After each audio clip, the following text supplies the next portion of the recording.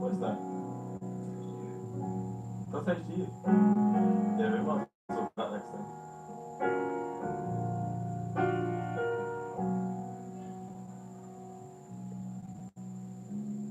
I forgive you, I forgive you, I forgive you. From that, that's the one. After everything we've been through, everything I've seen, Disney Channel on the screen, you know, I can't forget the screams late at night, clinging to the beam. Is he understanding what I mean? Saying, don't go now, you're please. That's 27 years. But money by my feet, head low, walking through the streets. Still rosy in my cheeks while the water bleeds, get the down on me. I keep my hands where you can see, cause I ain't being fallen by Felice, but you call it in my jeans. My back pocket splitting in the seams. I couldn't start the car, find the keys. I forgive you, I forgive you, I forgive you, I forgive you, I forgive you, I forgive you, I forgive you, I forgive you. So sick. Yeah, what? So really this came. We were waiting for like time. A long time. Someone was like, oh, is you alright? It was properly late though. It was like, and I'd made a point of like, let's get in at 10 or whatever. That was it. And it was like 4. You ended up like actually running into the studio. I think you were still heading like on your phone sort of thing. I was coming back from the nursery run and Hugo had been saying to me like, again in this whole like, oh you should brag more. He was saying you should be more like ASAP Rocky. That's what he says to me. Like, I was like, yeah, okay, like how do I do that? But he was saying that a few of the tunes on the latest ASAP record were tight beats. Like he just got an ASAP Rocky type shit. Like, so I started writing, it's like 11 o'clock, and then I started writing to it and going, because it just came straight out like, I forgive you, I forgive you, I forgive you. Because I've just spoken, I think I probably just before. Yeah, like, I wrote and wrote and wrote and wrote. Go on, let me see. Zenzo.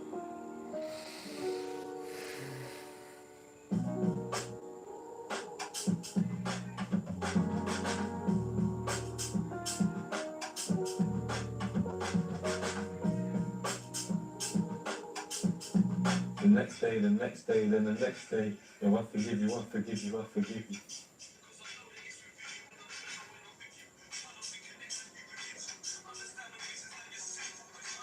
That's the take. Pretty much. As you were doing it as well, it was like, we were looking at each other like, yeah, this is 100% the missing piece. Yeah. And it just it was something, there was like a real beauty in the fact that it was and like some of the best musicians going on it.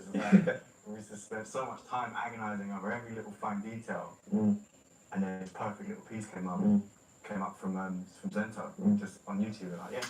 So it was but it was nice as well. It was like a nice justification of like, if your type beats are way off what you want, then it means the music you've been making is not that music you should have been making. Do you know what I mean? But it was a nice thing of like, if this is a Loyle Carner type beat, we're doing something right. You get me?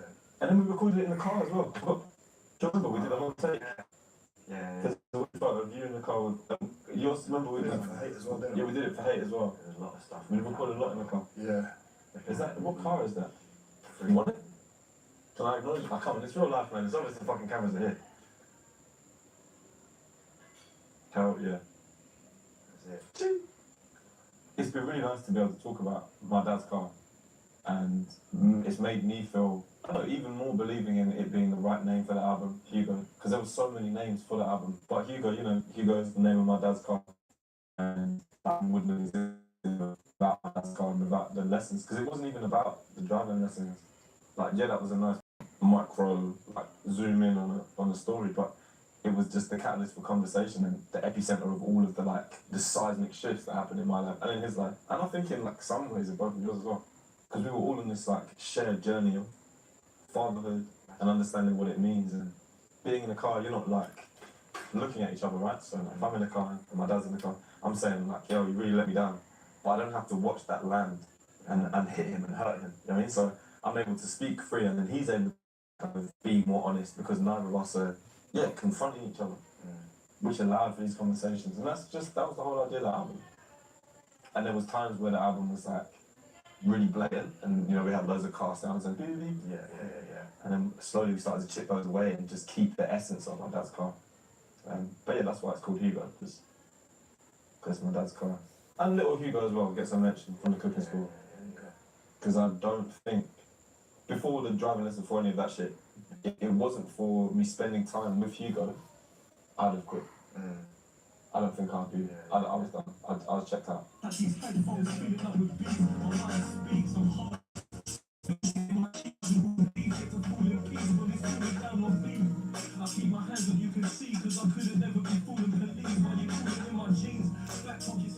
Probably also mentioned that HGU was on your dad's license. Little Hugo, dad's car. Yeah. And the album kind of taking on a more of a personified thing, becoming this like entity. It felt right to give it like a name. Yeah. And a bit at the end with your dad. Oh yeah, I forgot, yeah, of course. You did that in Bernard with that Loyle. Alright, when next week? So you busy next week? Yeah, I've got Monday, Tuesday, Wednesday, I'm doing something. Yeah. Can't tell Wednesday, Thursday, Friday. I don't know, it's Monday, Tuesday, Wednesday, Thursday, Friday.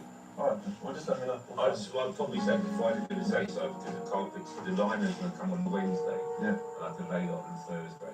Alright, so the voice note is just me and my pops. That's the final driving lesson I had with him before I got no minors, no majors. I remember because I recorded a couple of times he said something like too out there stuff. But that was just the perfect thing of like, this whole book is closed, it's finished.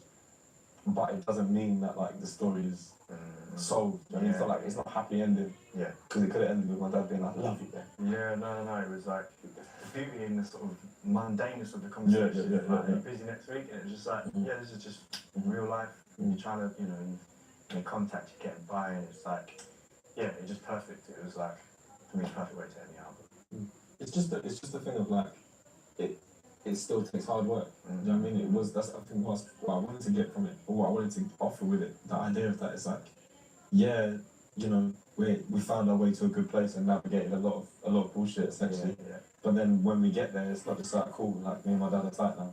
Yeah. It's like every day. It's constant, constant work. Yeah, like any relationship. And so it's like my dad. It's nice to say that I love my dad, but it's not easy. It's actually fucking hard. It's a complicated thing, isn't it? It's not simple, is it? Yeah.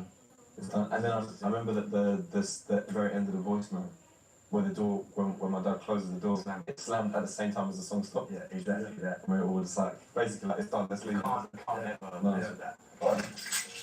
On the chest. Yeah.